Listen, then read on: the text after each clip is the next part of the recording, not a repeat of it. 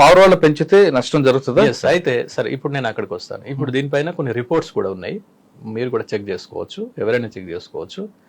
వీటి వలన ఏంటంటే మీరు ఇందాక అన్నారు కదా, వాటి యొక్క రెట్ట అంటే ఫీకల్ మ్యాటర్ ఏదైతే ఉందో అది ఒక సంవత్సరంలో ఒక్కొక్క పావురం నుండి కొన్ని కిలోలు అక్యుములేట్ అవుతుంది. ఓకే. అది అలాగే ఇప్పుడు మన కాంక్రీట్ ఇళ్ళు కదా ఇవన్నీ కూడా ఎక్కడో అన్ని చోట్ల పెట్టేస్తుంటాయి. అవి దాన్ని మనం కొన్ని చోట్ల మనం శుభ్రం చేయడానికి కూడా వీలు కాదు, కొన్ని మనం సాధ్యం కాదు మనకి. అవి రకరకాల బ్యాక్టీరియాకి, వైరస్కి, లేకపోతే ఇంకా మైక్రోబ్స్కి అవి పెరగడానికి ఆస్కారం కల్పిస్తాయి.